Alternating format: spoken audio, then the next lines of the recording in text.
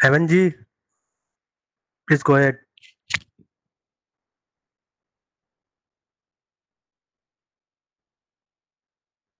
Hemant, please unmute yourself and start.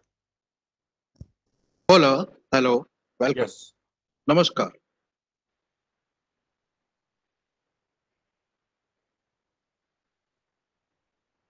Designing and operating buildings that advance sustainability along with the fire safety requires a very thoughtful approach.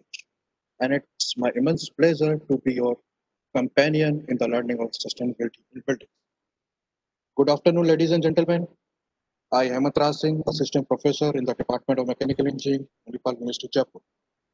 And ASME, American Society of Mechanical Engineers, Manipal Institute, Jaipur Student Section Faculty Advisor. Welcome you all in the most exciting and thrilling webinar on need for efficient design and fire safety in sustainable building. An efficient energy and water efficient and the fire safe building must be developed concurrently with the building that optimize sustainability. So in the middle of this lockdown era, American Society of Mechanical Engineers, ASME, Manipal University, Jaipur Student Section, and SHM Rajasthan chapter bring an exciting and enthralling webinar. And it's giving me an immense pleasure to moderate such a topic while sitting in a live laboratory of concerned topic. That is beautiful and green sustainable campus of MUJ. Yes, you are right. It's a live laboratory. Manipal University Jaipur having so many awards related with green buildings and sustainability, like GRIA 5-star rating, LEED India Platinum rating, National Award of Excellence by SHM. Manipal University Jaipur is largest campus in India with GRIA 5-star rating, including our hostels. With this entire 2 million square feet, 2 million square feet of Manipal University Jaipur campus has now been awarded the highest rating in GRIA, and it is the first university in the country to receive this honor. And with the best expert in the field today, covering a diverse range of topics. Of first speaker is architect Tushar Sogani. He is chairman, Association Rajasthan. Another is speaker is architect Gaura Agarwal. He is co-chairman, Association. Another speaker is engineer Ashu Gupta, is executive member, Association. Mr. Neeraj Arora is senior director, Association Jain, and Mr. Mayank Sharma is executive director.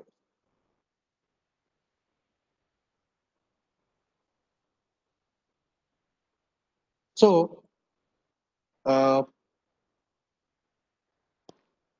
first speaker is architect Tushar Sogani. He is the chairman, Association Jain Rajasthan chapter. Architect Tushar Sogani is principal architect and managing director of ESDPL Jaipur. In concurrently, more than 15 million square feet of area under progress at the site. He continues to offer design consultancy to several major developers, building institute, hoteliers, and other key real estate across the country. He is the chairman of Jain Rajasthan chapter and vice chairman of Indian Institute of Architects. I would like to request architect Tushar Sogani kindly enlighten us by giving their expertise. Sir, please. Unmute yourself, sir. Tusharji. Yeah. Thank you, Hemant, for such a nice introduction.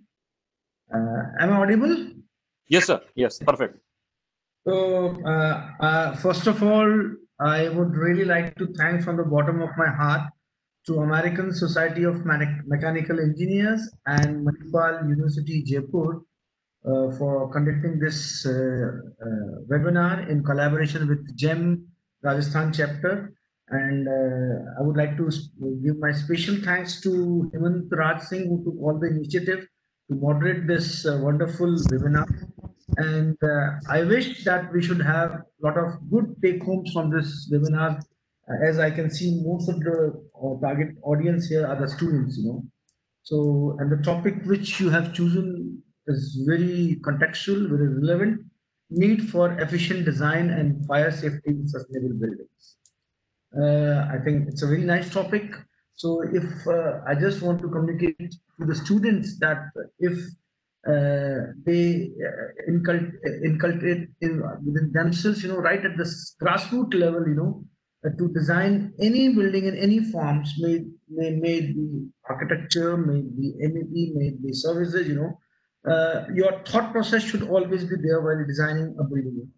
The building has to be very efficiently designed, because when the things are on the drawing board, it's very important for us consultants, us engineers, us architects, to understand the subject in a very holistic manner. We should know that every design aspects, may it be term of architecture, form, may it be in terms of designing a HVAC load calculations, may it be designing a fire pump, rating of a fire pump. Everything matters. If you design it holistically, you will find that after your design is being implemented and you finally come up with a nice build form, you will realize that building actually starts, breathing, and it starts becoming a live thing, which as Hemant just now said, that Manipal University in itself is a live example. It's a live laboratory, of so many ratings to their credentials. I think you would have learned that how the architects, how the MEP designers have involved their time, and finally they have come with a judicious approach to such a nice, beautiful build form which you guys are witnessing. So I always, love to talk to the students, because students always try to understand the things in a better way, because they don't have any constraints of pre-convictions among themselves that it has to be like this. They are very flexible, they are very free, as they are good learners, and so you can, my request to all the students, I suppose most of the target audience there are students, if I'm not wrong. Hemant? Yes, absolutely. Yeah, that's Yes. good. So students, always my friends, so try to, and most of the students, mechanical department, Neeraj, is it? Yes, mostly, sir. Mostly are mechanical engineers. Mechanically, yes. That's good. All you engineering students, have got a lot of responsibility on your shoulders. It's not that an architect or a structure engineer or a civil engineer designs the thing, but ultimately your role in a building is very, very, very important, because you do the sizing of everything. We architects are very bad in statistics, and you guys, the engineers, are the flavor to it. You help us doing the things. You integrate the entire thing when it comes to the workability of a build form. You design HVAC heat loads. You design, the various ratings for the my electrical cables. You guys design my rating of my pumps, my heat pumps, my fire pumps, my pneumatic pumps. So a lot of responsibility on you. So when you really try to design anything in terms of statistics, and when you think in terms of the total usability of a build form, it's going to play a very important role. So efficient design is something which is actually need of the hour. You need to be very efficient. Anything too much, too much or too much more or too much less is not desirable. It should be optimum designing of anything. It's very important. Another thing is like fire and safety. I think this is a good module which you need to learn right at your school, at your college level, which normally does not being taught, in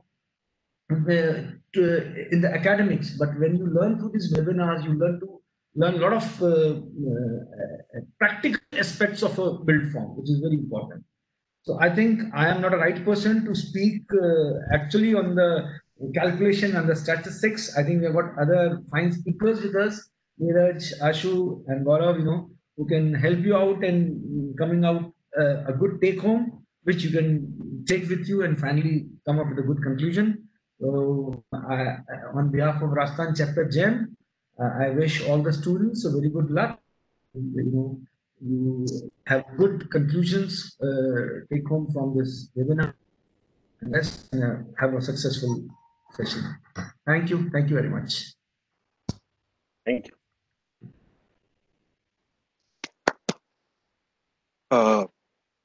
Thank you, sir. Thank you for sparing time for us. That was a very wonderful word and encouraging statement. And I'll promise you, we'll surely conduct a session with students, a session with you, sir. So, Vari, sir, we will have a session in the upcoming month with the students only. And we'll both have input from the students only. So, Thank you. well planned, definitely. And thank you so much once again for your valuable time.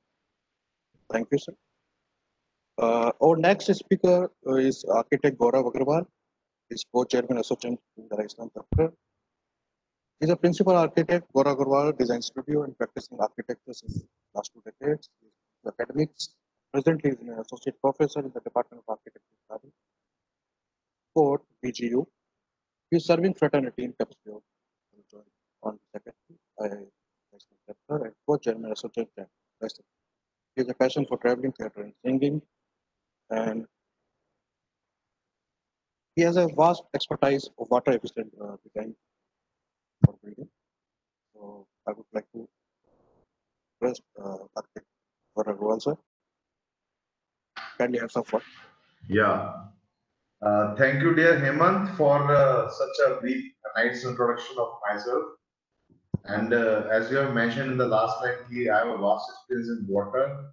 I believe students who are sitting in front of me, since they are from Department of Mechanical, and you have a love for machines, you know? So I mean, water might be not your lover, but water is definitely an essential element. And as we all know, can I share my presentation? Yes. Yeah. And as you all know that water is amongst the 5 basic elements of life. And after this, Agni, Prithvi, Akash, and Vayu, we have just a minute. So we have this Jal, and we often hear this phrase, Jal hai to kal hai, nal mein jal. Everything is water based and water efficient, it should be.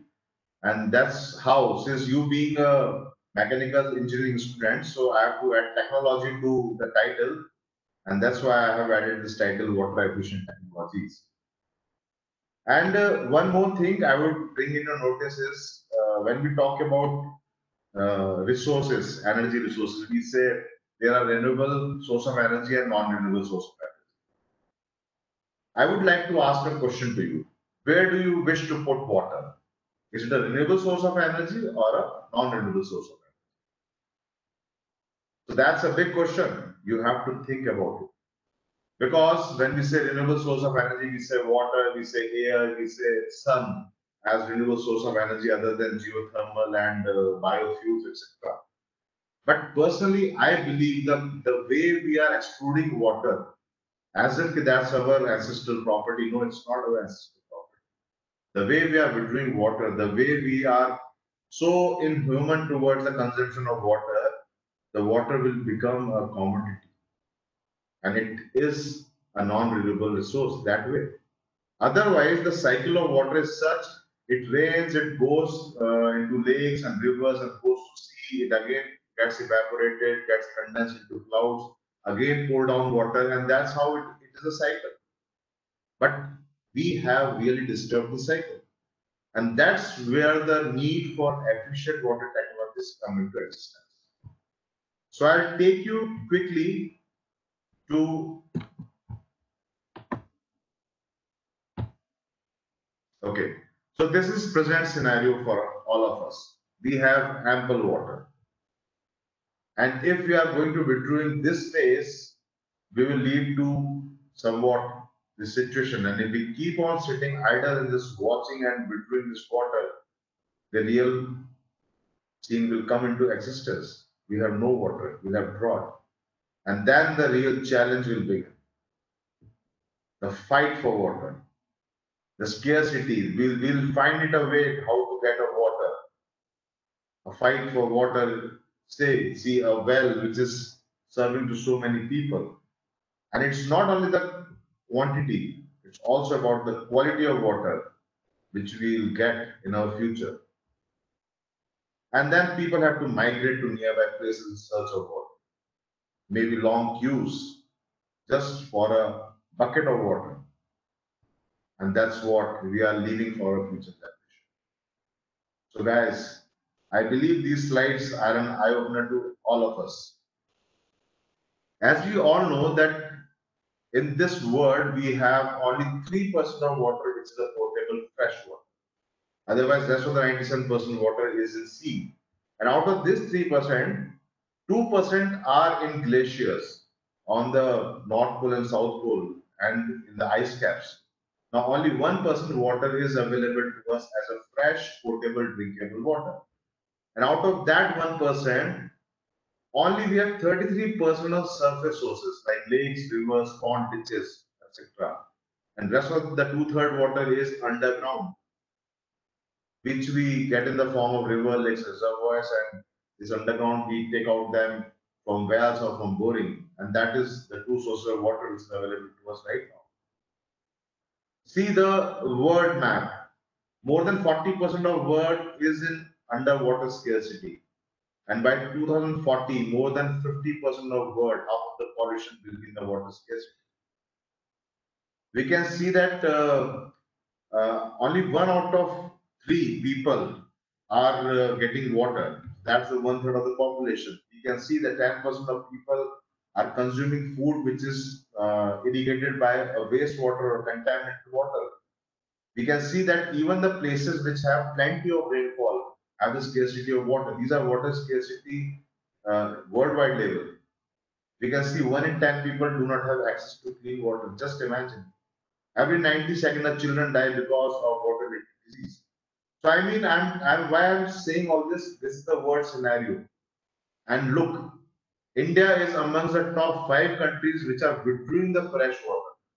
I mean, we have just put in the tube wells, the boring and the wells, and we are withdrawing the fresh water. My dear friends, this is not our property. We are doing as if we are. Okay, see, this is the stress in Asian countries. Whatever you see in pink or in the maroon color is a water stressed area in Asia. So you can see a major part of Asia is under water stress. Even cities like Delhi and Mumbai to my surprise because it's a coastal region. But Bali and Mumbai, these two cities in the Asia are under extreme risk condition. See India, 54% is under stress. Imagine where we are heading to. Now, do you know, India has 18% of world's population and India has just 4% of world's water. Compare these two equations. As per NBC, that is National Building Code, per person water available to us is 135 liters, whereas we are withdrawing almost 329 liters per day. So that means per person only 69 liters is being supplied to. Some people are having over replenished and some are under replenished. 21 cities by this year will run off the underground water. And see, Bikaner, Jodhpur, Ajmer, Jaipur, these are few places from Rajasthan which fall into this category. More than 75% of Rajasthan is under water stress. Almost 10 these jillas, 10 district headquarters are under water stress. Even in Jaipur, the quality of water is at high risk. 12 out of 13 zones or blocks are out of water. They are into dark zones. So now we'll talk about what are the causes of water scarcity. If we talk about causes, the government access is one cause, waste of water, pollution of water, overuse of water, distance and drought. These are certain causes of water scarcity. And the effects is well known. We have less access to drinking water. It gives so many social issues and disease and sanitation issue is another effect. So when we talk about water efficient technologies, water efficient technologies, everything and anything which is related to conserving water. and to make this resource a sustainable resource. And this has two things in mind. One is saving money, that is on utility bills, and saving our planet, that is by reducing the waste we are generating. And for water efficient technology, if we talk in very simple and very basic things, we see like our shower heads. There should be a low flow shower heads. If we talk about washing machine, we should use them when they are fully loaded. If we talk about faucets, then why not use aerators? If we're talking about toilets, then why not we have a dual flush toilets? I mean, these are very simple ways and very simple things which we can adopt in our daily lives. So there are a number of ways to save water, and those things starts from you. So we'll see how. If we talk about laundry, when we are doing laundry, make sure that the machines are fully loaded. Differentiate or divide your dark clothes and light clothes and wash them accordingly. Because dark clothes need a less water than white clothes. When we do laundry, make sure that water level is at optimum level. And so forth. Like for kitchen, we should clean our, we should rinse our utensils before going for actual cleaning. Dishwashers again should be fully loaded. Whatever water we use to clean our vegetables and fruits should be directly treated or to be directly directed towards the irrigation of the thing. Then about landscaping, putting up a group of plants with same water needs will actually may save a lot of water. Plants with a native species. If we are going to put up a date tree or a some kind of a tree, it will require a lot of water. And installing the selected breed for the climate is again another issue.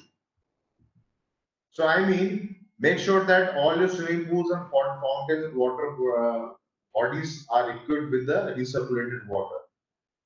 Limit yourself with the turf areas. Irrigate your system with a drip irrigation system. Why not to water plants in evening or in the early morning? Because it helps. We are watering plants in a cooler temperature, and evaporation is also less at that time. When we talk about toilet, we can turn off our taps when we are brushing. We can think of dual flushing system.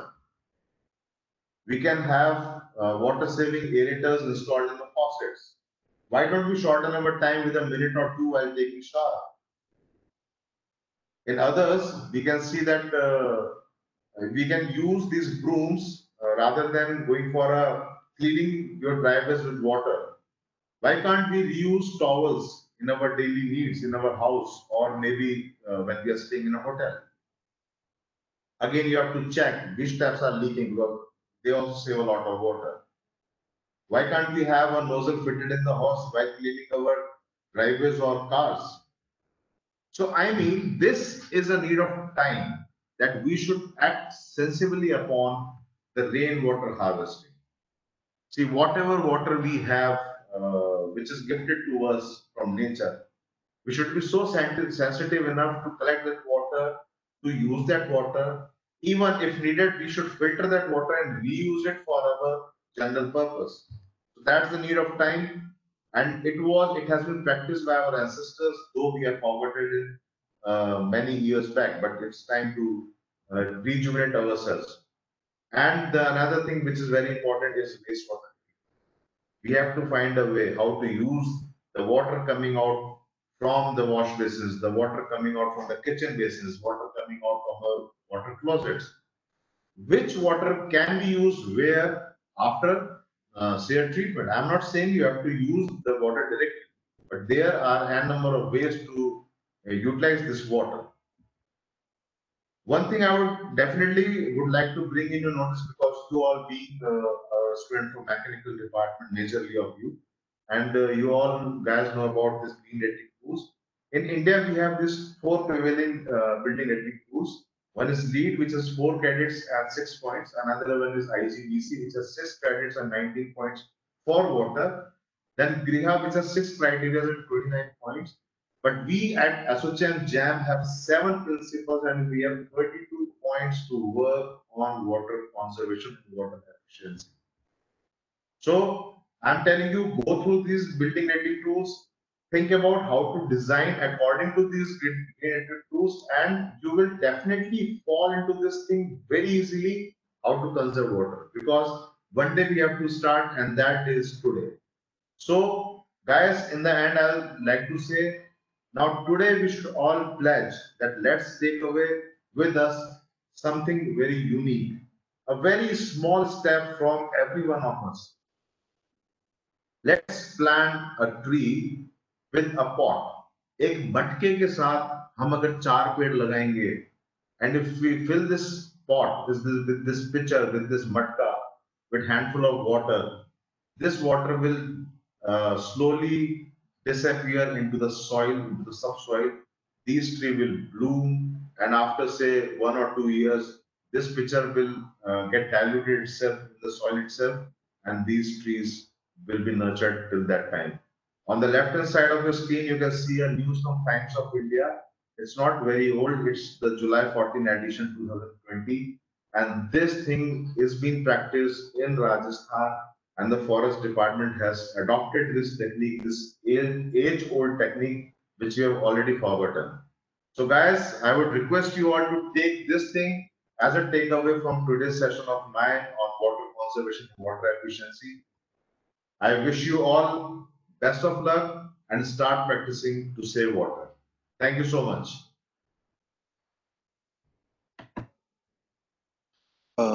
Mayank, over to you. Thank you, Gauravji, for your wonderful message of tree plantation and very wonderful plantation technique. You have like the matka technique, like you and we have enlightened us by the water, the same way the water either we consider the renewable or non-renewable, the same the power plant engineering we taught our students. The hydropower will be considered the renewable or non-renewable because it's a debating. Thank you for the water efficient designs. Thank you. And the need for efficient design was very impressive.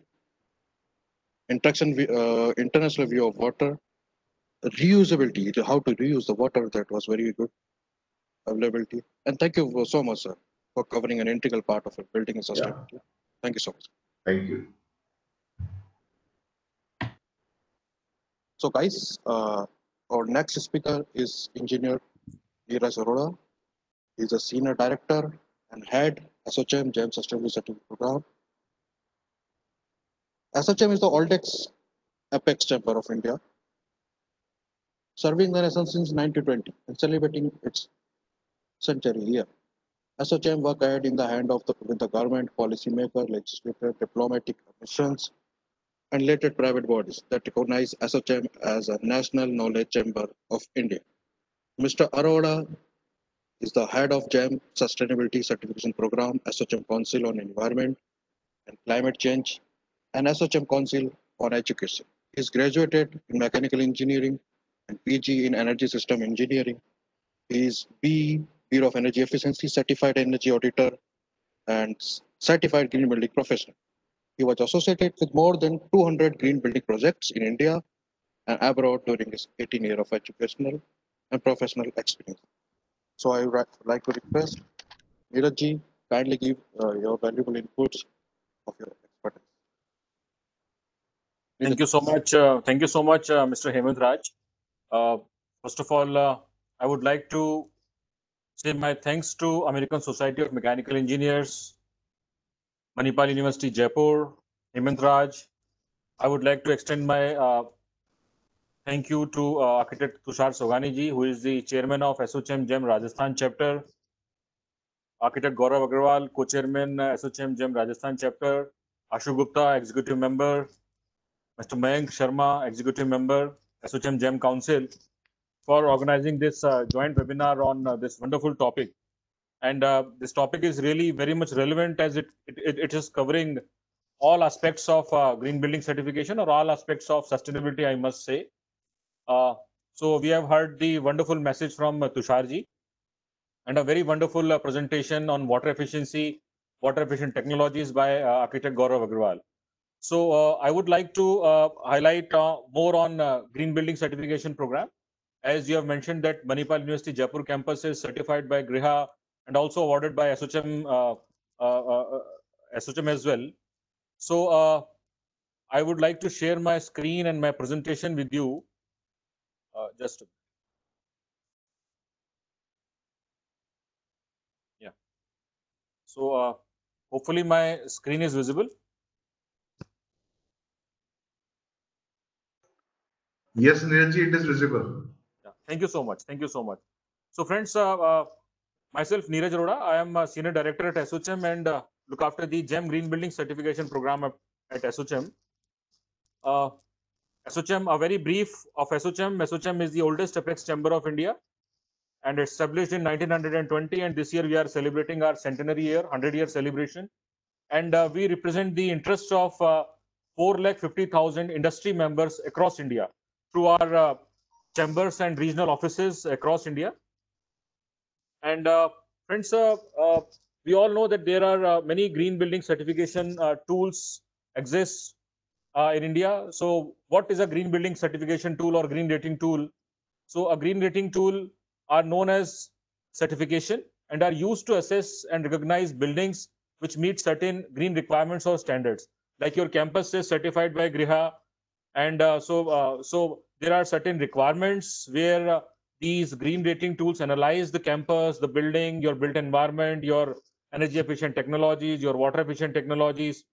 So there are certain requirements, and if the building and the campus fulfill those requirements, the campus or the buildings are certified or rated as green building certified project also.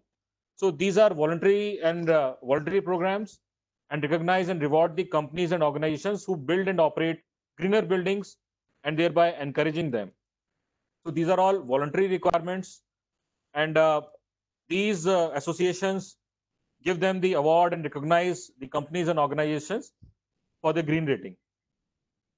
So green rating tools vary in their approach and can be applied to the planning and design, construction, operations, maintenance, renovation, and eventual demolition phases of a green building. So friends, so we can implement these green building requirements or these green building compliances at a planning and design stage or compression, construction or operation and maintenance stages as well. And these green rating tools, as mentioned by Gaurav ji just before, that there are majorly 4 green building certification programs in India. So these 4 green building certification programs are slightly different from each other. Say, for example, this GEM Green Building Certification Program is based upon the latest version of Bureau of Energy Efficiency and NBC, and is the only program which covers the fire and life safety as well, other than the other sustainability features. So this is the reference guide of GEM Green Building Certification Program. This is the second version of the reference guide, which is available on the SOCHM GEM website on free of cost. This is the again rating for Green Warehouse and Logistic Campus by SOCHM GEM. This is the draft version of the program. And as I told you that this GEM Green Building Certification Program is based upon the latest version of ECBC 2017 and NBC 2016. So this is the only program which is based upon these two Bibles of India. So this program includes sustainability, energy efficiency, water efficiency, fire and life safety, more greener area, indoor air quality, daylight, fresh air, and human comfort. So this is the only program which covers fire and life safety norms also. And what are the benefits of a green building? So friends, the benefits of a green building lies in environmental benefits, economical and social benefits. So what are the environmental benefits? As mentioned by Gaurav ji, that it reduces the wastage of water, conserves energy, conserve natural resources, improve air and water quality, and protect our biodiversity and ecosystems. What are the economic benefits? Definitely, when we are conserving the water, energy, and all those, so we are definitely reducing our operating cost, because it is reducing, because green buildings are reducing the electrical load and water load on the building. So that's why we are reducing our operating cost. Improving the occupant productivity, yes, because we are providing better living environment to the occupants. Like your campus is green, and definitely you are getting more daylight and more fresh air in your campus, so it increases the density, the productivity of the occupants as well.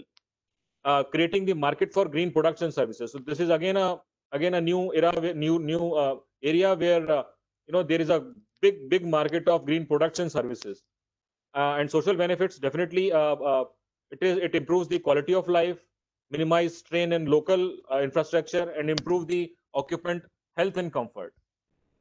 And these are some principle of GEM Green Building Certification Program. As I told you, that there are certain requirements on which we analyze the building, we study the building, and then we rate the building. So say out of 30 principle and say 130 points, how many points your building or your campus achieves?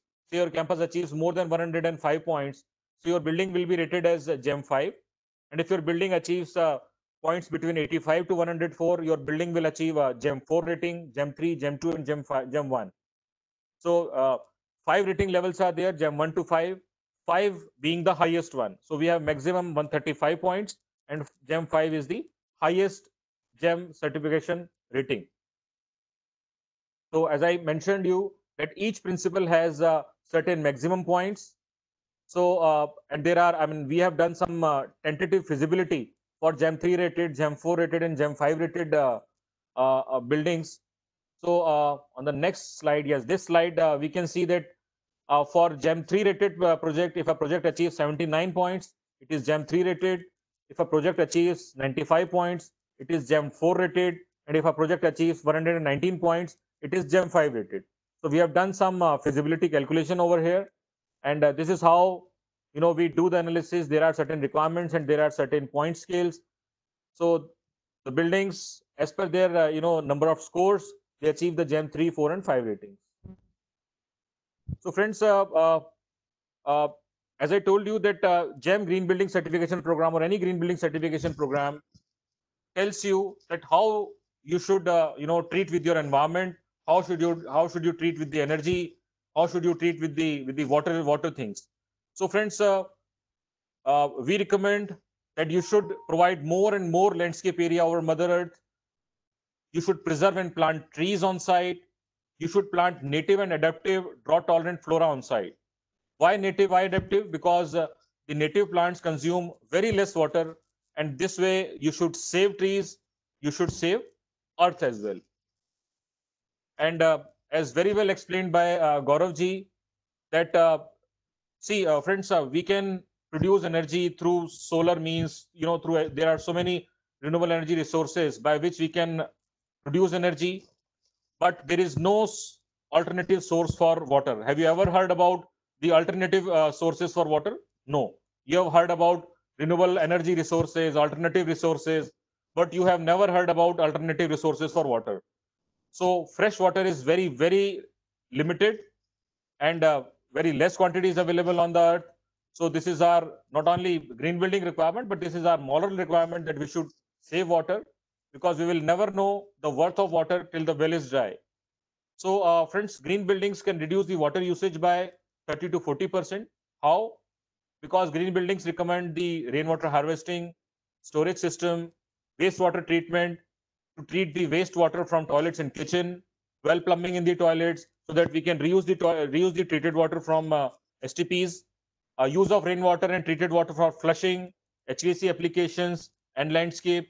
We should use the low flow water fixtures. As your campus is green certified, you should see that the water fixtures installed in your campus are all low flow water fixtures.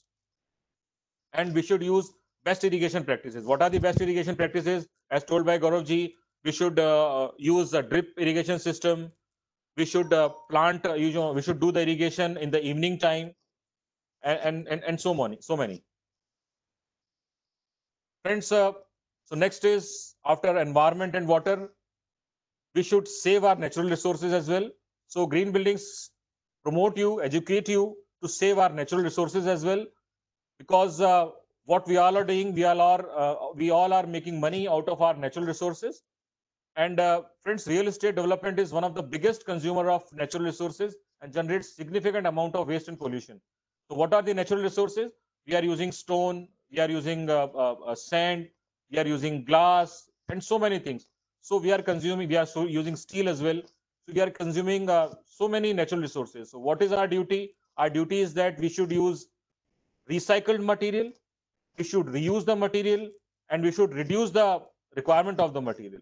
So these 3 R's we should consider while designing a building, while constructing a building.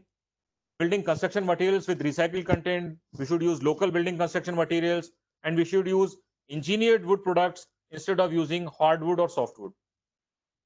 Save energy. Friends, we are going to listen our next speaker, Ashu Gupta, who will tell us about energy efficient technologies which are going to be used in green buildings. What are these technologies? Green buildings can reduce the energy consumption by 20 to 30%. We should install the energy efficient 5-star rated air conditioning systems and electrical equipment. We should use LEDs, occupancy sensors, and daylight sensors for reducing the lighting load. We should design the buildings so that we can best utilize the natural light, so it will reduce the load on the artificial lighting. We should adequately size the windows to utilize the fresh air. We should optimize the facade glass selection for daylight and heat transfer, and should install the imperishable energy resources like solar PV, wind turbine, and biogas. So these are some features to save the energy in the green buildings. So friends, as I discussed, we should focus on reduce, reuse, and recycle. We should reduce the use of natural resources. We should reuse the materials, and we should recycle the materials as well, because we have made it a circle of taking and taking, and we are not giving anything back to the nature. And friends, what we are doing is we are doing the glamorous portrayal of business world in the ugly truth. What we are saying is that we are designing a green building, we are constructing a green building, but what is the fact behind? Friends, these green building certification programs exist in India since last 20 years, and you will be surprised to know that there are hardly 6,000 buildings that are registered for green building certification, and hardly 2,500 buildings are rated as green building. So this is less than 1% of the buildings being constructed in India. So friends, there is definitely a need to construct more and more green buildings and to do justice with the green buildings as well. And yes, stop fooling oneself, do justification to the green buildings, as I told you. Otherwise, nature will be a historical topic in the near future. और हम लोग देखेंगे that there are very green sceneries, but what will be behind those green sceneries? There will be a desert if we will go like this only. So friends, GEM, this is the sample certificate which we provide to the GEM compliant buildings. This is the certificate which we provide to the buildings, and this is the certificate which we provide to the GEM certified professionals. You must have heard about the professionals, the certified professionals. So ASSOCHAM GEM conducts the GEM certified professional training and examination for the students and faculties of engineering and architecture. The fee for that program is 3,500 only. And if you wish, you can join us on 8th August for this GEM training and online examination as well. We have wonderful line of speakers for this GEM training on 8th of August. After this webinar, we will share the link for this training and webinar with you. I would request all of you to join this training and become GEM certified professional. Friends, ASSOCHAM also conducts this National Engineering Olympiad for the engineering students. So I would request all the students to appear for this engineering Olympiad as well. These are some GEM certified projects which are certified by GEM rating. This includes the Vivekanand Global University as well, which is in Jaipur. We have chapters in these many states. In 8 states, we have GEM chapters. And then by November and December, there will be more than 20 chapters and 5 international chapters for GEM. And lastly, friends, let's take us all pledge to create a green and environment friendly, sustainable country. Thank you so much. Thank you so much, Hemant. Over to you. Thank you so much, Mr. Neeraj Arora. And thanks for your bright insight for certification program, and very wonderful about their market. Program market is very much important. Many more about the same things, and thanks for the knowledge about the STP, sewage treatment plant. As we, Manipal Institute Jaipur having the STP, you should have seen, definitely seen the STP, but there's a connection between theory and practical. So it's very wonderful. And the beautiful realistic picture which you have shown, and the better reality, and that so we should do the justice for the green building, So as you speak, we will definitely go for that manner. We will definitely go green in real manner. Thank you, sir. Niraj sir. So we will move to our next speaker. Our next speaker is Mr. Ashu Gupta. He's a member Associate Council for JAM, managing, and he's a managing partner for design in Design to Occupancy Service LLP. Mr. Gupta career has been across several diverse domains. He commenced his career as a mechanical engineer in 2008. Now he's a managing partner of Design to Occupancy Service LLP. Mr. Gupta is a very active volunteer in various building engineering society like ISRE, ASHRE, FSI, IAQA, IPSA, IBPSA, ISLE, IAEMP at the local, national, as well as international level.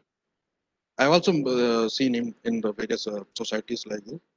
He is an IGBC, AP, PQP, JAM CP, and Bureau of Energy Efficiency Certified ECBC Master Trainer. He loves to share knowledge and has trained more than 8,000 architects, engineers, consultants, government officials about ECBC, Energy Conservation Building Code. Currently, he is a National Advocacy Vice Chair in ISRE, ARBC of ASHRE, RAL Sub Region 2nd.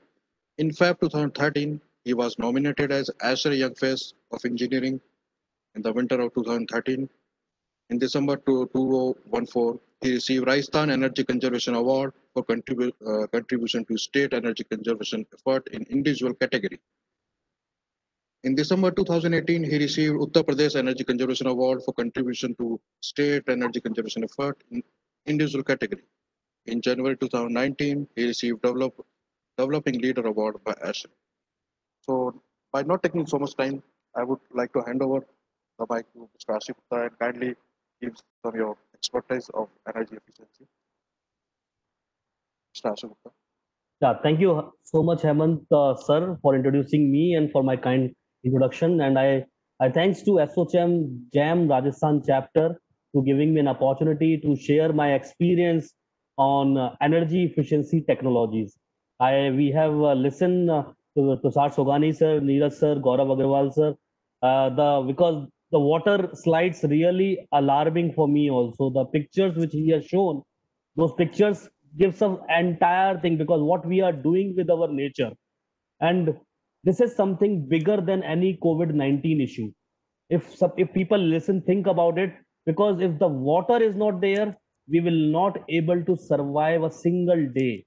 So we need to understand how big issue it is. It is bigger than that. So my topic definitely is on energy efficiency. A lot of technologies are, because I can see more than 150 people are listening, and they are from the engineering background, and I can share my presentation first thing.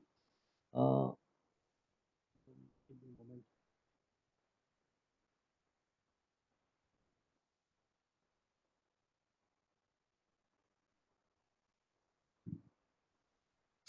okay, is my presentation visible? Yes. All right, perfect. So my topic, of course, I have a limited time to speak on that, but this topic is very vast, where we can talk about the technologies, what are the newest technologies. So my topic is on energy efficiency technologies, because water has been covered. Now I'm going to talk on energy efficiency. First of all, we need to understand, when Gaurav sir was explaining about the 5 elements of the earth, Jal, Vayu, Agni, Prithvi, Akash. It starts from the Jal, which we have covered, and after the Jal, the Agni is also the most important thing. Of course, the fire, which will cover by the next speaker. But when we call about the Agni, it also comes in the energy point of view. And energy efficiency is, we are facing a lot of challenges related to the climate change. Everyone is talking about the climate change, but actually, what is that? Whatever energy we consumes on a single basis, it impacts around 800 gram of carbon emission in the environment, and that emissions impact on the ozone layer, and because of that, we are facing a lot of climate change issues. So energy, every one single kWh impacts a lot. So this is the 5 elements of nature, and I would always say that we have to go to the basics, what we have started 20, 30 years ago, we were making our design of the building, we need to understand from those buildings, and we need to conserve these elements of the nature. What many people always ask, what is the definition of green building? So green building is not a rocket science. The building which conserves the natural resources, that actually building is a green building. And of course, we should not compromise our comfort. We should not compromise our comfort level. In the same comfort level, if we conserve natural resources, then we are saying that those buildings is a green building. Now the question, now I'm putting directly on the topic, because these how the green technologies we have seen in last 20 years. Earlier we were living in a house where we only have a very few energy gadgets, but now 20 or 25 years down the line, we have seen the several energy gadgets at our home. Every single day we are including a one new gadget which consumes energy. Either we talk about the electric vehicle. Earlier no one was talking about it. Earlier, either we talk about the mobile laptop. In the last 20 25 years, this entire process coming up. So we need to incorporate these technologies in our building design and construction. We can save energy. And so what are these technologies? All technologies are the new area where most of you people can make your career, do your startup in that category. But this is something the most attractive way in the world. I'm talking about in the world, not in India, because everyone is talking about sustainable technology. Everyone is talking about what green technology we have. So every government of every country is talking on that way. So I'm just sharing what the new things has been designed. So when we talk about building, so in any home or any building, these are the some of the building envelope related features. Building envelope, we say the outer parameters of entire building, the whatever the building envelope, wall, roof, or window. There are the several things which has been changed. Earlier we, because 20 25 years back we had a lot of space available, and we can make a big thick wall or big thick roof. But now these days every square foot is a high cost, and we cannot make a 500 wall or 500 thick roof. So what we can do, something innovative. So this is something I'm going to explain, because these several kind of insulations are coming. You can see the insulation material in the wall, in the roof, which is either the plastic form, either it can be an air coating also. Roof coatings is coming up.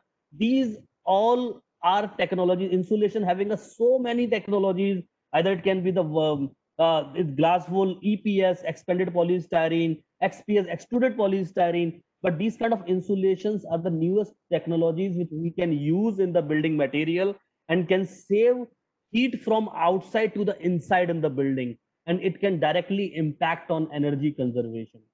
Similarly, for the windows, now these type lot of companies are coming, because we are making a lot of glass buildings in India, and in the glass building we can easily understand.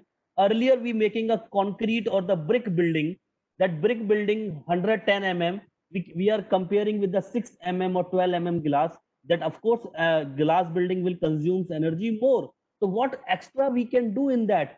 Now these days the window films are coming up in any existing building. If we put a film, we can save some energy from outside to the inside. So these kind of technologies are now available in India. People are working in the direction. The doors are very air leakage doors, like insulated doors are coming up, which we can utilize. Also the interior and exterior plastic foam insulation are there. So these kind of insulations we can, if we implement in envelope our building, because we do a lot of energy simulation in which we can make virtual building, and we can see how it is impacting. We have seen, if we do these kind of measures implemented, we can save around 30% of energy consumption as compared to the conventional building. So this is something, only I'm talking about the building envelope part, which can save a lot of energy. Now most of you have seen that discussion is happening on the fly ash. Earlier we were using the red clay brick. Now most of the construction happening with the fly ash, which is the recycled material from from the power plant. The residue comes up, and we use the fly ash and the cement. Fly ash bricks also coming up, and now the government is also doing mandatory that if any site near to the power plant area, they should use the fly ash brick in that. So of course, what is the benefit in that? So some of the benefits, of course, light in the weight, they have a low absorption of the heat, which is called a, which we can say the conductivity. Every materials having a conductivity value, and do when we construct or design anything, we should utilize the low absorption heat material. So our the energy, the heat coming from outside to the inside should be low. So these are the some materials, not only the fly ash. Now these days, AAC blocks are coming up, aerated concrete blocks are coming up. Some of the different technologies, bricks are coming up, which consumes less, which have a good conductivity value. Similarly, building insulation. When we say the insulation, uh, please understand whatever heat transfer we are doing, either it is through pipe or either through duct or through building. If we insulate something, that can save energy. And insulation market, I was reading one article on LinkedIn. It was saying every year the insulation market is growing with a 25% growth, and it is a huge potential in India. The reason, because there are several things where the heat transfer happens. It can be either in any industry also, because this industry is totally in a big industry, and it can be a buildings insulation, or it can be a ducting insulation, it can be a piping insulation. But this insulation, not only the energy conservation, process control, condensation control, freeze protection, and the fire safety point of view. And people now, these are noise control. Like if you design a the theater, movie theater, you have to control the noise should not go from out inside to the outside. So we put up an insulation in that. And how does it make, how does it impact, it is a sustainable product or not? So that is something, building insulation also, the one in last 20 years this things has been come up. The third thing which I want to highlight is the high performance glass. This is something because the people never think about the selection of the glass, and glass impacts a lot of energy consumption. I'll tell you guys, 20 years back or 25 years back, you have not seen the glass building everywhere. Earlier we have a different building, like Rajasthan we designed a different building, in Bangalore we have a separate the different design building. But now these days we can similarly we can see the same building in Gurgaon, same building in Mumbai, same building in Chennai. And either the climate is totally different in the all three cities. Like we have in India, we have a 5 climate zone: warm and humid, composite, and cold, temperate, and hot and dry. But why we are making a similar building everywhere? So this is something, the glazing is required to get the light, because we need light, we need our beautification in our building, but we don't require 100% glazing. If we are putting 100% glazing, we should also think about the high efficient glass, because the glazing having a technical terms called solar heat gain coefficient, SSGC, and the VLT value, visible light transmittance. Most of you have traveled in the 2 tier or 3 tier AC coaches. In the train, you have seen the glass is totally different there as per the building, because those are the air conditioning coaches are using the DGU glass, which is called a double glazing units. Double glazing, 2 layer of the glass and the vacuum in the between of that, because it impacts the heat from outside to the inside can be less. So our air conditioning should not consume more power, and to run that, to keep the temperature on that behalf. So that is the reason SSGC plays a very important role. And the glass selection, now these days you have seen the several glazing consultants are working, and their criteria to understand the building glazing design and what kind of glass they should use in the building. Similarly, now the sensors, because this is the area where we are living now. This is the era we say everything is virtual, everything is controllable. We can sit anywhere and we can control with one remote. So now these days the motorized blinds are using, the people can control wherever the daylighting is we required, we can remove that. So these kind of the smart home integration is happening. Everything is controlled on the app. You can have all the component of your houses or the building on the app, and you can control from there. So these kind of startup, like I have seen some startup in IIT Chennai or something, they are working in this direction in the control part of the building industry. Cool roof, this is also the new, the paints, it is a kind of paint we have a high SRI paint, which is called solar reflective index paint. If you, we understand the black color absorbs the heat and the light color reflect the heat. So we need to put, why we are putting a dark color on our roof? Because it is absorbing the heat inside and we are putting more air conditioning. We should use the light color paints on the roof area so it can reflect the heat. So these kind of paints also available in India, and people are using already the green building. They have a criteria to use that. Solar, a lot of people think the solar is very expensive, and I don't know, it is very, but a lot of houses, people always think that it is a big buildings only install solar, but this is a myth. Now these days solar has become an investment, because energy efficiency is an investment, guys. Please understand, if you are putting your 10 rupees, you are getting your entire payback in the 2 year or 3 year. After that, you are earning a money. It is the bigger investment than keeping your money in the bank account, because the bank account is giving a 4% or 5% annual growth, but energy efficiency can give you the 10 to 12% growth very easily. So this is kind of solar we need to put at every home. We have installed several solar plants on the different homes in Jaipur, and we have seen the most of the energy bills are coming zero these days, because of whatever they are producing, they are consuming that energy only. They don't require the energy from grid, and entire energy bill is coming zero. So these kind of solar technologies, and the solar also several new technologies. This is a bifacial solar which having a high efficiency than the normal solar panel. So these kind of, now I was reading an article last week, India having a biggest data center in Mumbai, and that data center utilized the 1 megawatt of solar on the glazing, on the vertical glazing. We people generally put the solar on rooftop, but that data center put entire glass building. They put up a entire solar panel on the glass, and they consuming, their facade was consuming that generating energy 1 megawatt, which was a huge. Similarly, lighting, we have seen the technologies from candle to incandescent bulb to CFL bulb, now the LED. The same lux level, or the now these are higher lux level in the low wattage. 20 years back, we were using 100-watt incandescent bulb. Now the same output of that building is we are getting in 7 watt of LED.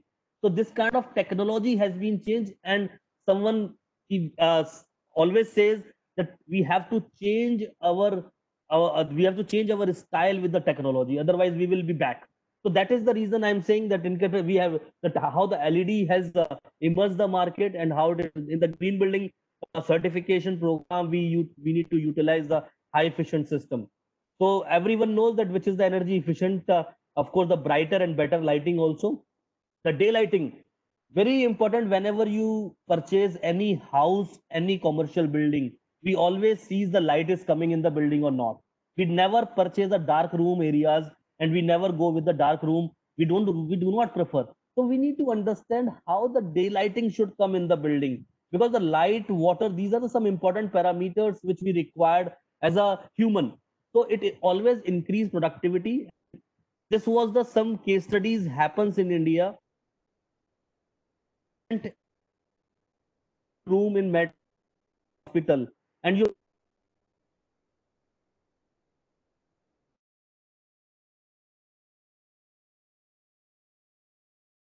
higher in the, and this is something, the productivity, that is the reason most of the IT companies are opting to go with the green building programs. The reason behind it, because the productivity of the employee get increased if they work in the green building segment. Like I know the Manipal University is highest rating achiever in the different rating programs, and that is it definitely impacts on the productivity of their students, because the proper daylighting is coming, proper build design is there, so it impacts a lot.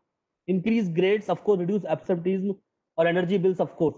Now this is a light pipe technology, which is the newest also one, because in most of the basement, what we do, we have offices in basement, and we utilize the artificial light during the daytime. But someone very nice invented, they can put up a fiber, and they can optical, like they can get the light from outside to the basement. And this is whatever you are seeing in this picture, this is not actually artificial light. This is the outside sunlight is coming in that building, in that area, with the use of this technology, which is called light pipe technology. sensors everywhere, because now we cannot change our lifestyle, so we need to dependent on the sensors or these things, and that is the reason these sensors helps a lot. Now these days daylighting sensors are coming up, because we cannot do the control. Every person is not because most of the offices people are working, they don't care that whatever the energy light is open or on or off, so we depend on the sensor. The daylight is coming in the building, automatically your light should off. That is called daylighting sensors. Similarly, occupancy sensors, if person goes in that room, like in most of the washrooms in the malls or in the movie theater, you have seen the if you go to the washrooms, your light is on because of the motion sensor. They have occupancy sensors or motion sensor. This now these days, most of the universities are opting with that, because sometimes the students go out from the building, they don't take care of the light is on or off. They don't but this is the if sensor is reading that, they can automatically off that. So these sensors most of the buildings are utilizing. Some technologies in air conditioning, because air conditioning is a area which consumes 60 to 70%. I'm saying the 60 to 70% energy consumption in any building. Either you go in the hotel, hospital, universities, major energy guzzler is the air conditioning. And most of you are mechanical or electrical background. This technology you guys have to understand thoroughly, because this is changing a lot and it impacts the environment a lot. Because majorly whatever the ozone depletion is happening, the most contributor is also the air conditioning is the most of the contributor. So we need to understand how to optimize that. But it is a very good invention, because in the summertime 50 degrees centigrade, you cannot live without air conditioning, because you are addicted with that. We are addicted with the air conditioning these days. So now this is also a technology, like several universities or the institutional building opting with that earth air tunnel system. We know the temperature inside the earth is a constant temperature, and we need to utilize that temperature, because you have must feel that when you dig out the water in the summer time, it comes cold, and in the winter time it comes hot. This is because the 10 feet down the floor, your temperature is a constant as compared to the ambient temperature, and we can utilize that.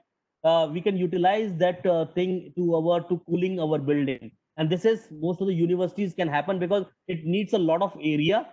We need to make a tunnel. In that tunnel we need to throw a air from one side, and that air can be cooled by that, and we can supply in the rooms area or the library area or the kitchen area. But this is earth tunnel system. Several universities are opting that. Radiant cooling system, this is also the new kind of system. Infosys building has that system in Jaipur also. This is different than the conventional air conditioning system. You can put the pipes on the floor or on the slab. We can put on the slab. Because of the radiant heat, we get temperature less, and it is 30 to 40% efficient than the conventional air conditioning system. So this is the radiant cooling system. Geothermal, very popular in the European climate zone, in the European climate, because they need heat, heating and cooling both. In India also we can understand, because we can put entire heat in the ground. Heat can absorb, and by using the same method what we are using in earth air tunnel system, we can use the geothermal cooling or heating system also. Nanofluid, this is also because most of you are mechanical engineers, I want to do some research. In India still very few people are working in the heat transfer system because of nanofluid. Because whatever we are transferring, like phase change material, nanofluid, these are the research topic actually the engineers have to do. And this will impact a lot of energy. This can help in reduction of the energy consumption. So this is already some inventions happens, which is the unique one, which no competitor they have. But of course, there is a lot of research options available in nanofluid technologies for the in air conditioning system. Energy efficient burner, because whatever I'm talking about energy, because the kitchen, most of hotels, they are using the LPG gas or the CNG gas, or the kitchen we utilize those. But the electric burners are coming up, and now these days very efficient electric burners are coming up. So this can save 30 to 40% LPG savings and high efficiency and thermal efficiency So these kind of burners are available. Several hotels are opting already, hotels and restaurants on this. EC technology fan. This is also the new kind of technology in the fan system which is 70% efficient than the conventional system. They have the house, you can see in the picture, very compact, no noise, because earlier we were using the pulley kind of motor, and those motors consumes a lot of noise also in the fan. And but these fans, these technology fans are very unique, and 60 to 70%. And very recently, because now you have seen, now these days the smart super fans are coming up, and whatever the fans we are using at our house, earlier they were using the 300 or 200 wattage. Now these days the 35 wattage is coming in the super fans, and that is on based on EC technology, so they can they consumes less energy. Waste heat recovery is also the one of the major thing which is happens in industrial sector. Industrial sector, whenever you go in any industry, either the automobile, we can save a lot of amount to recover the waste heat, whatever the waste heat from the flue analyzers or something, that we can recycle that heat in the hotels and hospitals also. We can do similar thing, because on the one side we need hot water, and another side we are sending our air conditioning heat outside, so we can recycle that heat. We can basically waste, we can recover that heat to utilize the hot water in the building, in hotels and hospitals. So this is some adiabatic cooling system for chillers. This is also the new the ECMs which generally we propose in the air cooled chillers in buildings. uh, some of the refrigerant additives, because a lot of time the corrosion happens in the pipes, because engineers very easily can understand the efficiency get reduced because of the corrosion, or the some proper, basically the falling happens in the pipes, and this is in compressor or either in the pipe. These kind of additives are coming up. If someone innovate these things, it will impact a lot of energy consumption. We can save 20 to 30% energy very easily by using these additives in the copper tubes and all. So, and this is something organic. I'm sure that your university also having this plant, because I have seen in your university, which is food waste to energy. Whatever the food waste you do in your kitchen, that entire waste can convert with the help of biogas plant there. They can make a gas, and that gas directly supplying to your kitchen also. So whatever waste you are generating, the university is making the gas with that. So this is something absolutely we should not do. The always mantra of energy of green: reduce, reuse. When we say the reduce, reuse, and recycle. So first of all, whatever the happening, the recycling is happening. This is in your university. I have seen that plant, and you also have one very innovative system which convert the vapors into the water. So that is also the very innovative solution in your university. I have seen, which convert entire vapor into the water, which is called Amrit Jal. So this is some innovative things are happening, which people still we have seen only the some installation which will be on mass basis. We have to convert it. So so this is the recent article came up from the International Energy Agency also, and I shared day before yesterday on LinkedIn as well.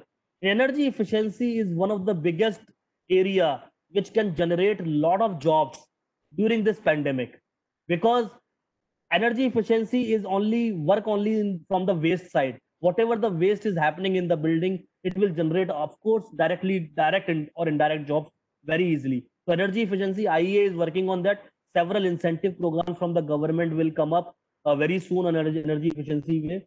So I request to have, of course, the pandemic now, the unlock is happening. So thank you so much everyone for listening me patiently. I think time was less, but very soon we will also conduct a news detailed session on energy efficiency with the help of SOCM Jam on that.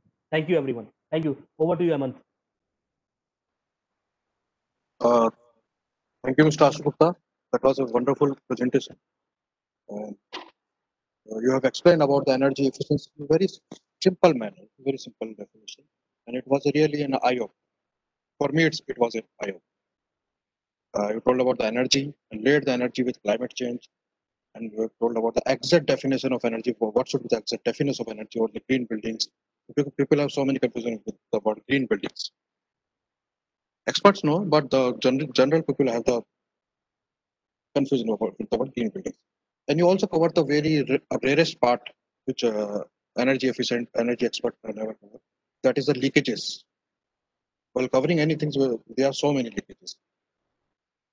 If we are running a plant, so there are so many leakages. So what as the data starts showing the bitter reality picture, there are so many leakages behind the green things. You told about the GSHP green source heat pump and the radiant cooling. In Jaipur, we have the radiant cooling system. Energy efficiency, as you told, is definitely is an investment. We can earn, we can buy the energy investment. Building designing and green technology, efficient building envelope, fly ash brick, energy efficient, solar heat gun, coefficient glass. You wonderfully related with your Indian railway train. So it's a very relatable and very understandable energy efficiency lecture by you. Thank you so much. Thank you so much, Asuji. Thank you, Ahmed sir. So we'll move to the next speaker. Engineer Mayank Kumar Sharma is a fire and life safety consultant and contractor. In education, he has done mechanical engineering, mechanical and master in marketing management. He has been into product design and execution in firefighting and protection from last 6 years. Recently published interview for his work in Great Companies magazine and his company On Track nominated in 500 Best MSME India. Is a proud member of BNI, FSAI, Fire Safe Asia, GEM, ASSOCHAM Rajasthan chapter. He has a passion of writing, acting, reading. Mr. Sharma, kindly share your field expertise to our audience. As I am able to see, we have more than 450. I think more than 450 attendees are here, and maximum attendees are our students. And we are somehow lacking in the field of fire safety. But it is a huge importance, and we can't ignore it. So kindly give some of your expertise. Kindly share your expertise in the field of fire safety. It's over to Mayank Sharma. Thank you.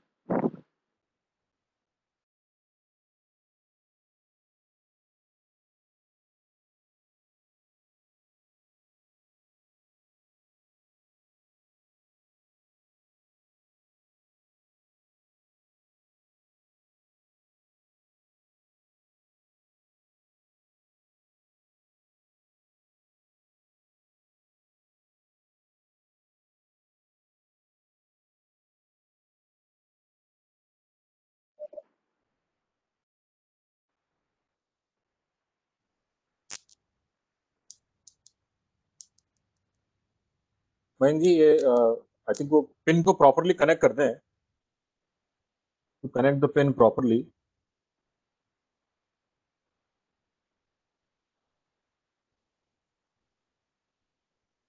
Amit, I think he has the problem with the audio control. Yes, yes. Give me a minute. Communicate में जाकर के speaker microphone select करना है.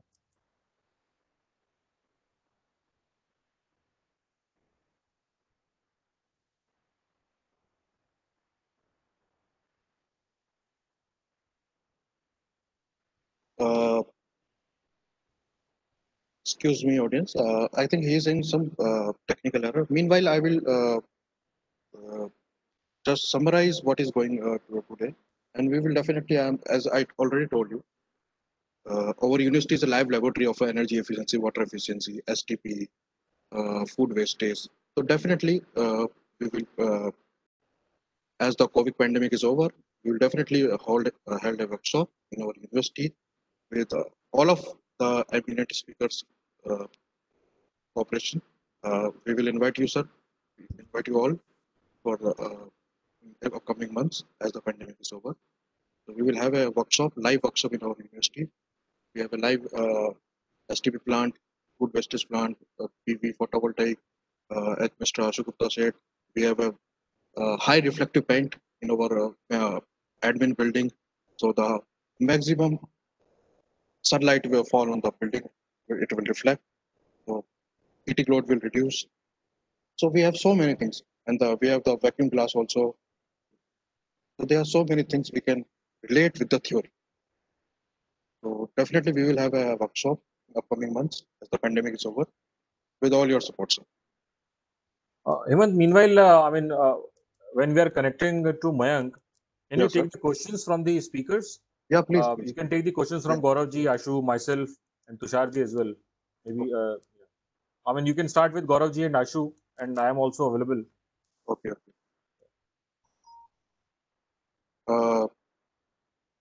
Gaurav ji.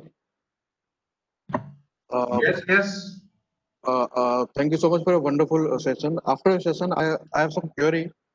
Like, what are the recent water efficient technologies available for today's people?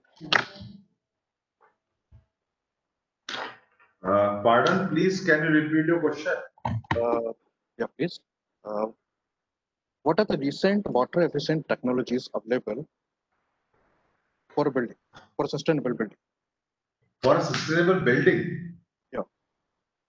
See, it will be more easy for me to answer if you specifically ask for some particular building, because Like we- hotel, like hotel. Okay, fine. Just a moment.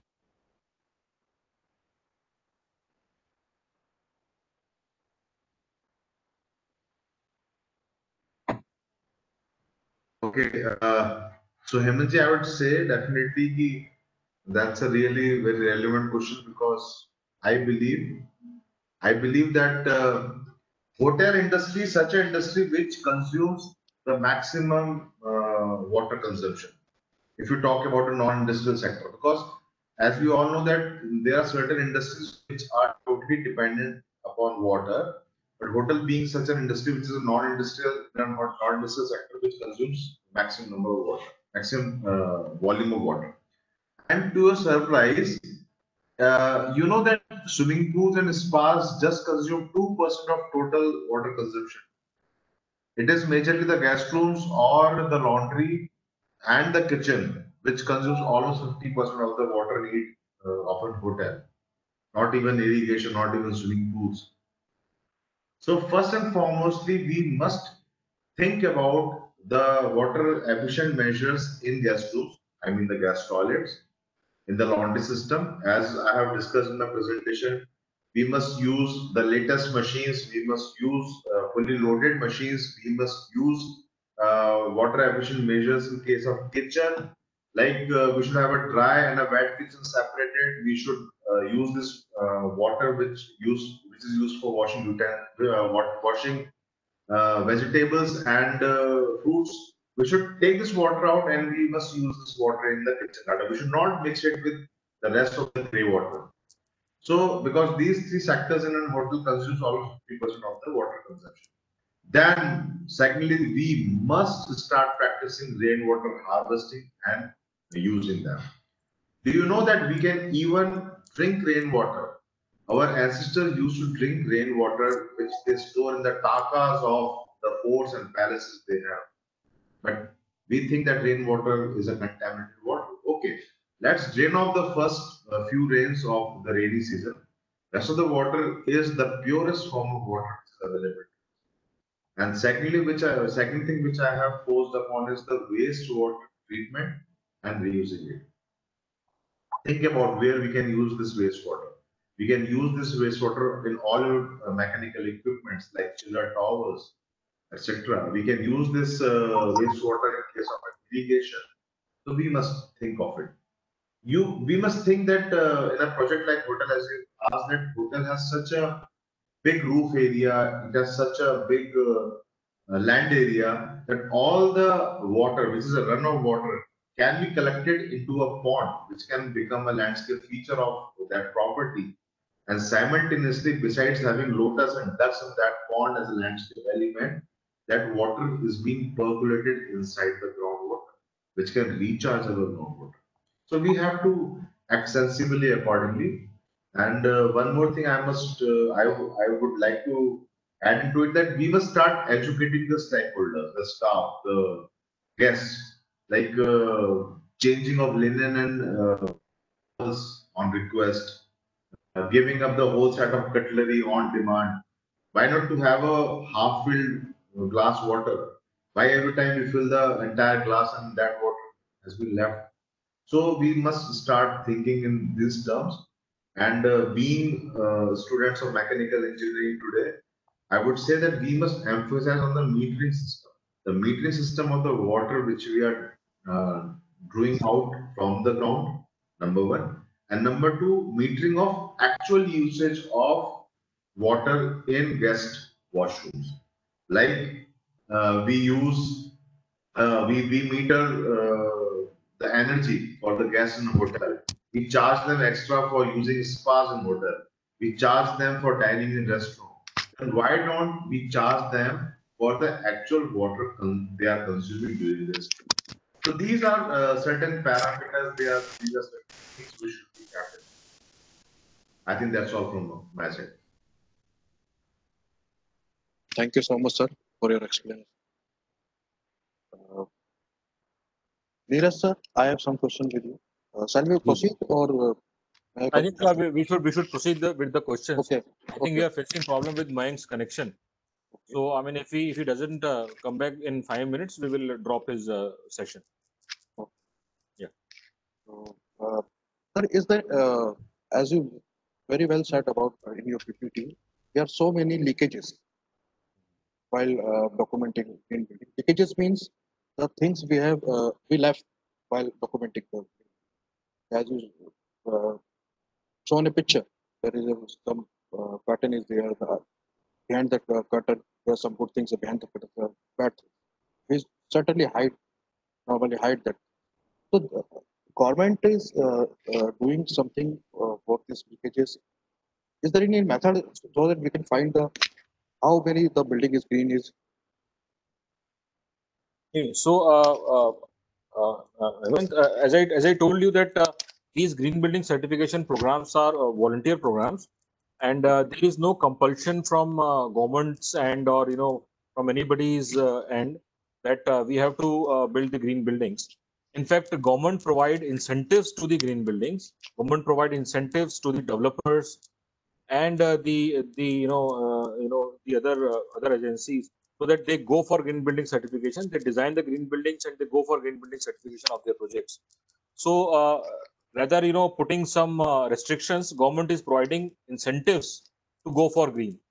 So, and these are volunteer programs. So I must say that when a person is going for green building certification, it means he has the will.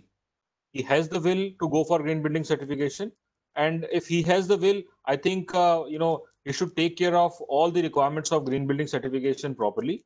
And if the green buildings are designed properly, construct properly, and maintained properly, it can save a huge amount of water. It can save huge amount of energy, as mentioned by Mr. Ashu, that if we use energy efficient technologies in the green building, it will save around 25% of buildings energy consumption. And because if you are designing a building energy efficient, so when we are designing a building, it will last for 60 years. So once we have installed the energy efficient technologies, it will last for 60 years. So if you are doing good work today, it will help us in saving the energy for next 60 years. And same applies to the water also. So if we are using water efficient technologies, so it will save the water for next 50-60 years. So when we are designing a green building, it is the moral responsibility of the developer, the architect, the MEP consultant, the green building consultant, and all the bodies, all the stakeholders involved in designing a building, that when we are designing a building, they should design a building in a very holistic way, with proper honesty. That's it. Thank you, sir. Thank you for nice explanation. My last question, sir. Is there any assessment body for that leakages? No, Particularly for that leakage? no. Normally, what happens is, say, SOCHM has GEM Green Building Certification Program. So let me explain you the procedure, that how a building, does a building go for green building certification. So, say for example, we have a project. We have Manipal University, and Manipal University wants to go for GEM Green Building Certification.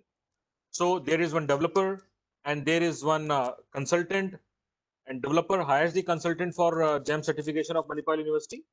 That consultant, that green building consultant, will prepare the documentation for Manipal University as per the guidelines prepared by GEM Green Building Certification Program, and that consultant submit that report to the to GEM Green Building Certification Rating Agency, to SOCHM.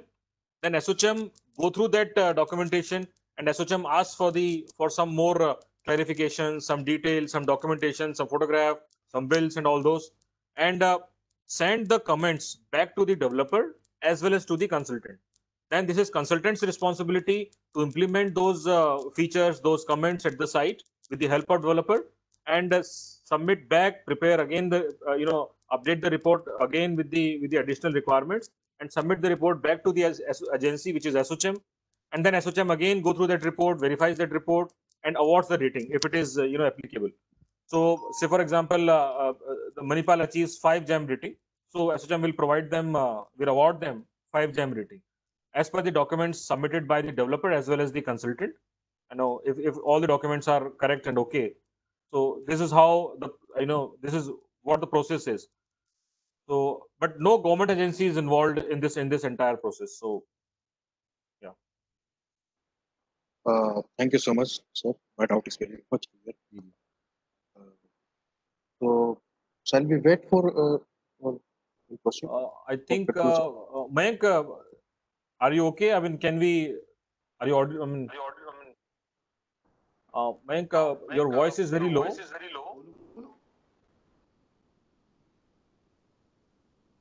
No, I think Amit, is Mayank's system working, or should we go ahead? Yes, it's working, sir. Acha. So Mayank, can we see your screen? Can we see your presentation?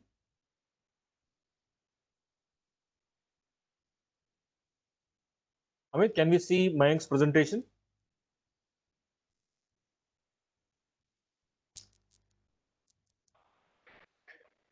Sir, there is some technical issue in, so Amit ji is going to play my presentation within 2 minutes. No problem, no problem. So Amit will play and you will. Yes, I will speak. Okay, great. That's good.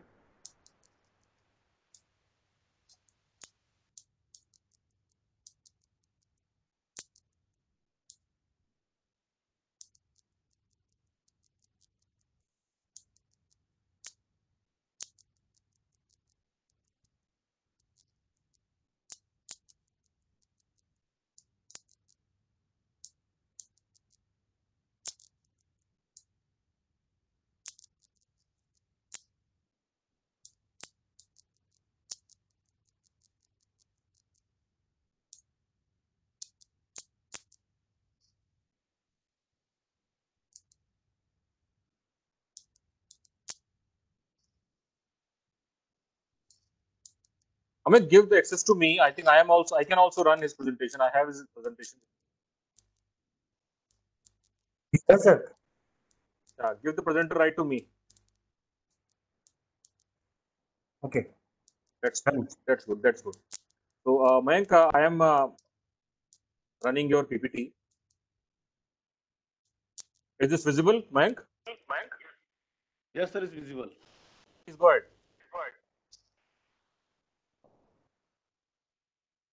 So first of all, thank you so much to GEM SOCHM Rajasthan chapter, Neeraj sir, and Tushar sir, and everyone.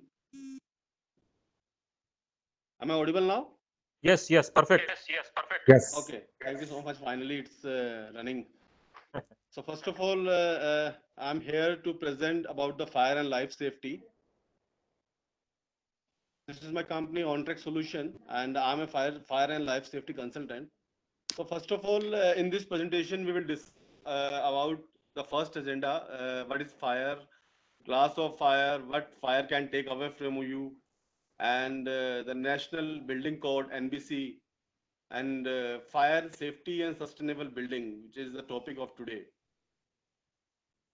So first of all, this is a very important thing, fire triangle. जब भी हम fire की बात करते हैं, तो fire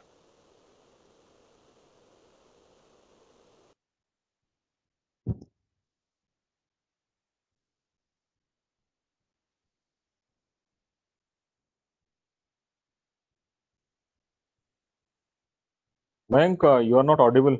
Neeraj's next slide, strategy of fire prevention. Okay. Yeah, he was talking about fire triangle. Yeah.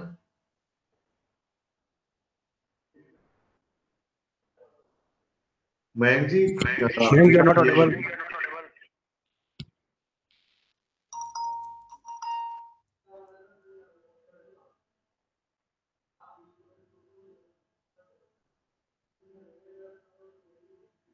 Am I audible now?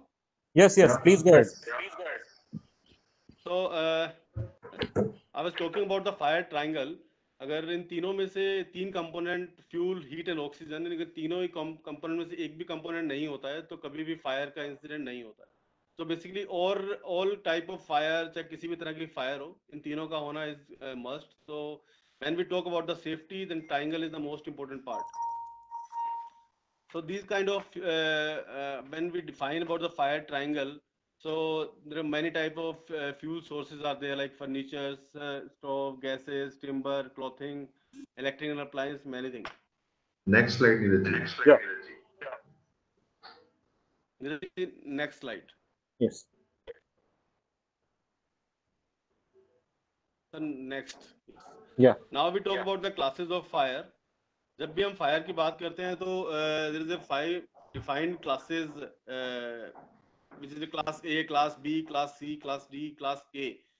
So class A के अंदर जनरली जो ऑर्डिनरी कमर्शियल मटेरियल होता है, जैसे wood, paper, cloth. Class B के अंदर grease, oil, paint, जो liquid kind of material होता है फ्लेमेबल, उसको हम कंसीडर करते हैं. क्लास सी के अंदर जो इलेक्ट्रिकल पार्ट होता है उसको हम कंसीडर करते हैं. क्लास डी के अंदर हम लोग मटेरियल जो मेटल होता है उसको कंसीडर करते हैं. क्लास के इज समथिंग जिसमें हम जो कुकिंग ऑयल हो गया या एनिमल ऑयल हो गया, वेजिटेबल ऑयल हो गया, ऑयल फायर को हम कंसीडर करते हैं. जब तक हमें ये पता नहीं होगा कि कौन सी क्लास की फायर है, we can not make a plan कि उस आग को हम कैसे कंट्रोल करेंगे. तो सबसे इंपॉर्टेंट होता है हमारे लिए जब भी हम फायर सेफ्टी की बात करते हैं कि किस तरह की क्लास का, किस तरह की फायर ये है.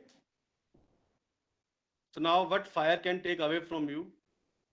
So most important thing, life से ज़्यादा important कुछ भी नहीं होता. When fire happen, तो सबसे ज़्यादा risk तो life की ही होती है. So we are here to discuss about the life safety.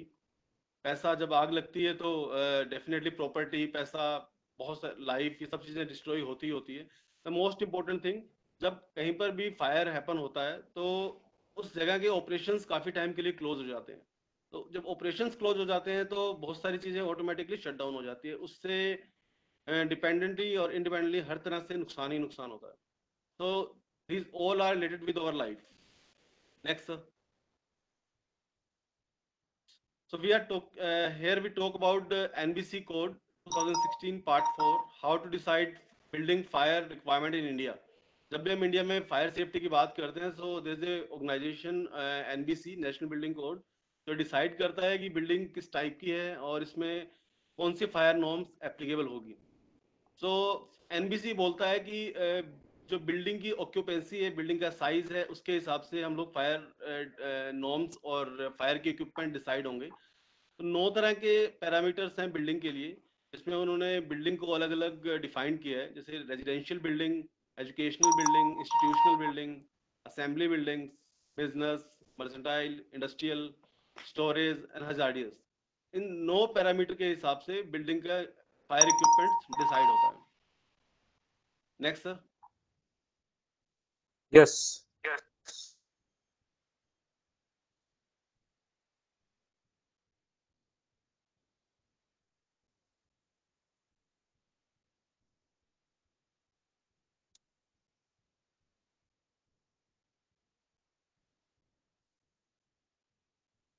जब बिल्डिंग की ऑक्यूपेंसी में डिसाइड हो, बिल्डिंग है ये, तो उसके अंदर हम लोग फायर डिसाइड कैसे करेंगे कि किस तरह की इक्विपमेंट, हम किस तरह की चीज़ों को हम प्लान करेंगे. तो उसके लिए 3 कैटेगरी एनबीसी ने डिसाइड की है.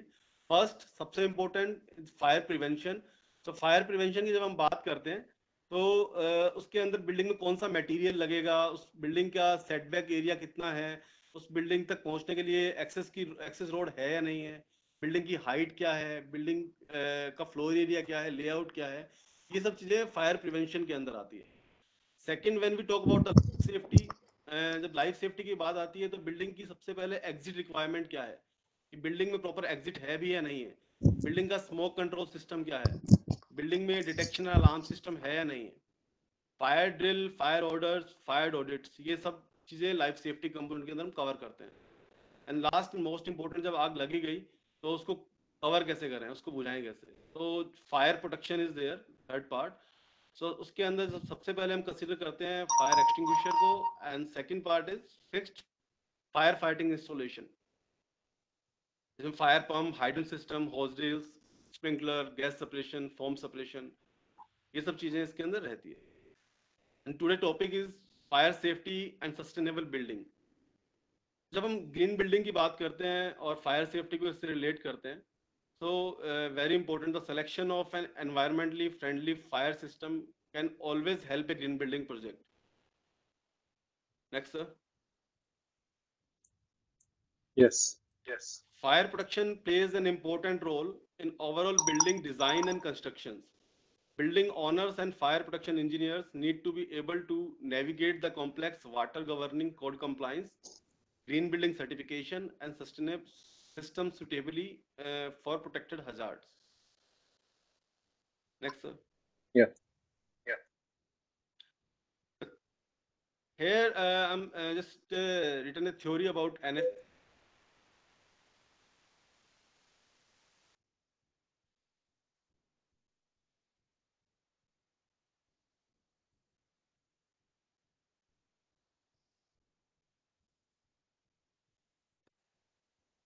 National Fire Protection Agency, NFPA 72, National Fire Alarm Code, NFPA 2001, that is in standard and clean agent fire extinguisher system, and NFPA 750, standard on water mist fire protection systems.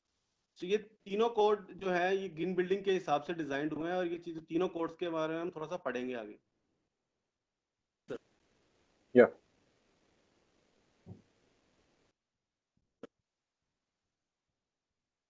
NFPA 72, तो NFPA 72 में क्या है, NFPA 72 के बारे में जब NFPA 72 की जब बात होती है तो उसमें हम डिजाइन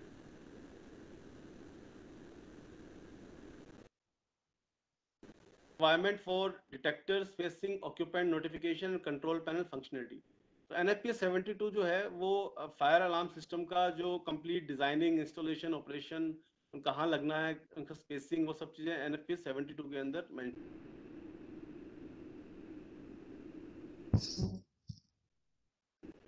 तो इसके अंदर जो क्लीन एजेंट सिस्टम है उसका पूरा डिजाइनिंग, उसका इंस्टॉलेशन, उसका ऑपरेशंस डिसाइड होता है।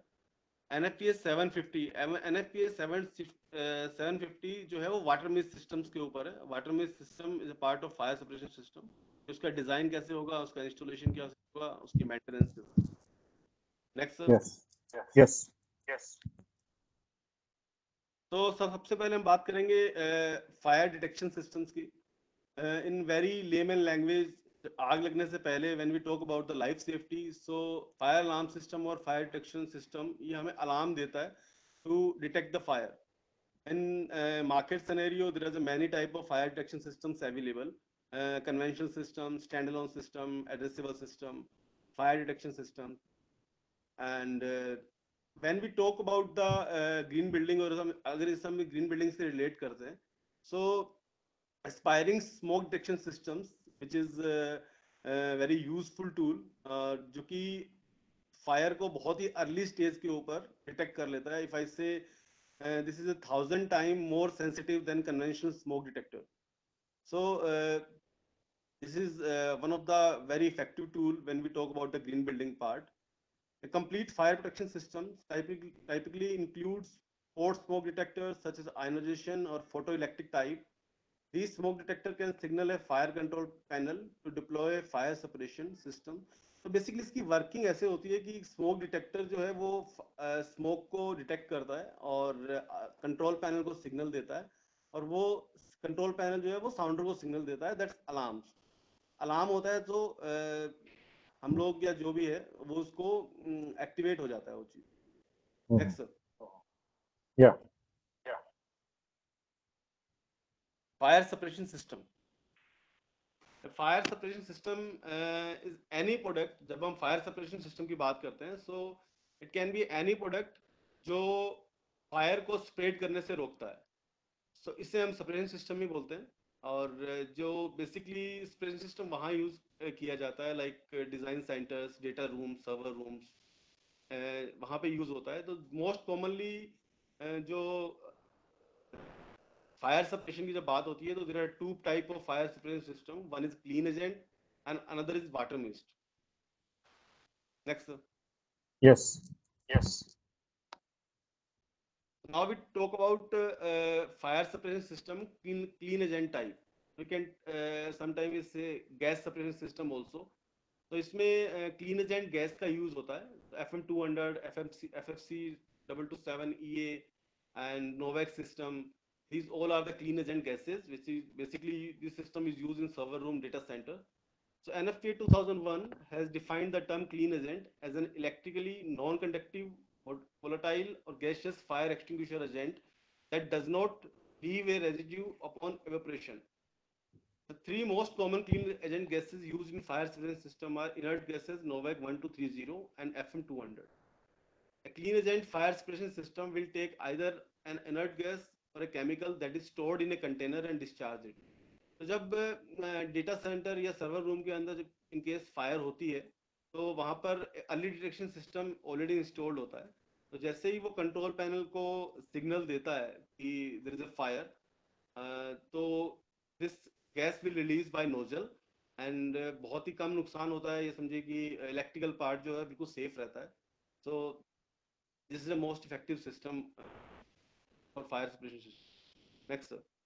Yeah. This is a diagram how gas separation system will work. So these are the you see there is mentioned 1 2 3 4. So one is detector जो कि fire को डिटेक्ट करता है, and second is control panel which जो detector है वो उसको signal दे रहा है, and third is extinguisher agent जो हम क्लीन एजेंट गैस जो भी हम यूज कर रहे हैं, एंड फोर्थ इज नोजल जिस नोजल से वो गैस रिलीज हो रही है. Next. Yeah. This is the most effective system nowadays, water mist systems. So water mist systems are predefined green by definition because they use water as a separation media and have zero global warming or ozone depletion potential. The application of fine water drops or mist utilize water's maximum fire extinguisher capabilities while conversing the quantity used. जो पानी की जो generally अगर हम sprinkler से इसका comparison करते हैं, तो स्प्रिंकलर के कंपैरिजन में बहुत ही कम इसका पानी इसके अंदर यूज होता है. मिस्ट फॉर्म के अंदर ये पानी को स्प्रे करता है. This technology called water mist system. Next sir. Yeah.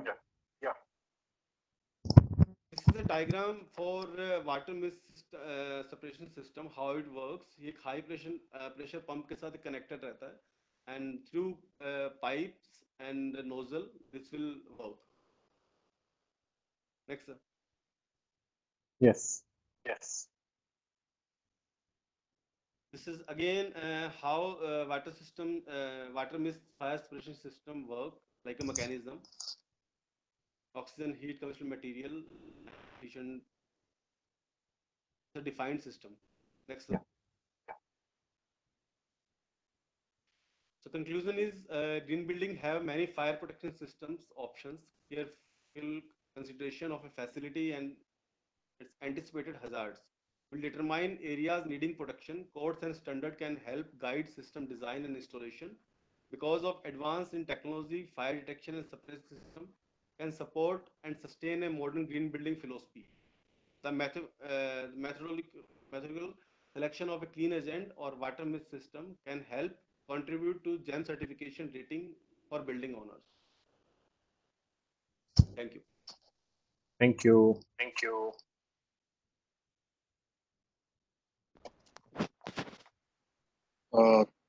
you, Mr. Mayak Sharma. Thank you so much. I have one question with you, sir. Mr. Man. We are seeing that some buildings are Please mute. Yeah. As we seen that some buildings are very much well equipped with the fire safety, fire extinguisher. Some are little bit, and some are we can say are not using any fire extinguisher. So, is there any government mandate for fire safety for approval of building, or any builder can build their building without their fire safety? So, please talk about a little.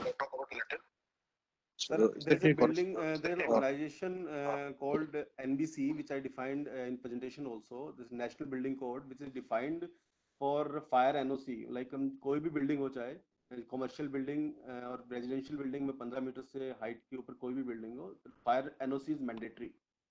When we talk about the fire NOC, then her building को fire norms के हिसाब से जो building की occupancy है और size है उसके हिसाब से fire equipment लगवाना mandatory है. और उसी के बाद में फायर एनओसी रिलीज होती है. If you talk about the Jaipur तो नगर निगम से रिलीज होती है. और अगर जैसे आपने बोला कि बहुत सारी बिल्डिंग्स में फायर इक्विपमेंट्स होते हैं, बट फायर एक्सटिंग्विशर या फिर फायर इक्विपमेंट किसी भी तरह का इक्विपमेंट हो, अगर fire equipment require maintenance every 6 months, अगर उसको प्रॉपर मेंटेन नहीं है, so in the time of fire might be they will not work. So every year, fire department will survey to the buildings and release the fire NOC again.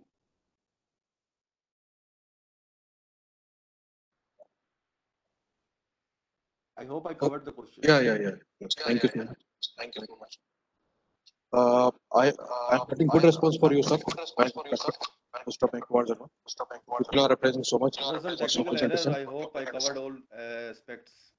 Yeah. People are getting some good. Thank you. And so, Neeraj sir, shall we conclude? Yes, please. Please, sir, mute your mic. The equation. Sorry. Please. Yeah.